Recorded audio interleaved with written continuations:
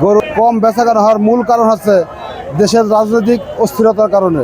আমি এখন দাঁড়িয়েছি গোপালগঞ্জ জেলার সর্ববৃহৎ গরুর হাট মাঝবাড়ি গরুর হাটে।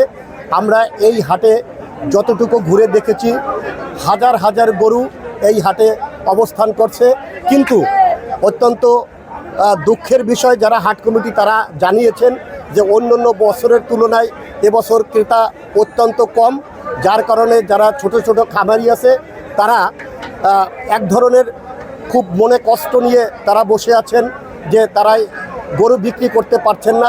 সারা বছর তারা যে খামার করেছেন এবং লোকসানের সম্মুখীন হবে বলে আমাদেরকে জানিয়েছেন। আমি কথা বলবো এই আমাদের পার্শ্ববর্তী বর্ষাপাড়া গ্রামের একজন খামারির সাথে। তিনি যেমনটি জানিয়েছেন আমাদেরকে যে আজকে দুদিন ধরে আমি এখানে 13টি গরু এনেছিলাম, আমি 2টি গরু বিক্রি করেছি। আমরা তার সঙ্গে কথা বলবো জনি বিশ্বাসের সঙ্গে। আসসালামু আলাইকুম। আমি এই গত 2 দিন যাবৎ এই বাজারে 13টি গরু নিয়ে আসছি। এই যাবৎ পর্যন্ত মাত্র 2টি গরু বিক্রি করছি এবং প্রতি বছরের তুলনায় এবছর গরু বিক্রি অনেক কম এবং দামও তুলনামূলক অনেকটাই কম। যেমনটি শুনছিলেন দর্শক মণ্ডলী, আমরা এবারে কথা বলবো এই এলাকারই একজন ফিরোজদারিয়ার সঙ্গে। তিনি এই বেচাকেনা কমের কারণ তিনি আমাদেরকে জানাবেন। আমাদের ঐতিহ্যবাহী মাছবাড়ির এবছরের গরুর কম বেচাকেনা হওয়ার মূল কারণ হচ্ছে দেশের রাজনৈতিক অস্থিরতার কারণে। আমাদের মূল ফ্যাক্টরটি হচ্ছে রাজনৈতিক অস্থিরতার কারণে। কিছু নেতাকর্মী এরা আত্মগোপনে থাকার জন্যে এবং রাজনৈতিক পরিস্থিতি কন্ট্রোলে না থাকার জন্যে এই জন্য আমাদের এবছরে খুবই ক্রেতা হাটে কম।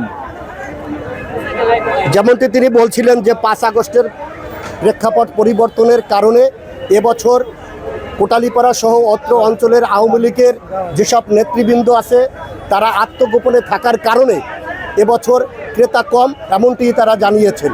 আমি কথা বলবো মাঝবাড়ি যে হাট পরিচালনা কমিটি তার এক সদস্যর সঙ্গে আক্তার দাঁড়িয়ে।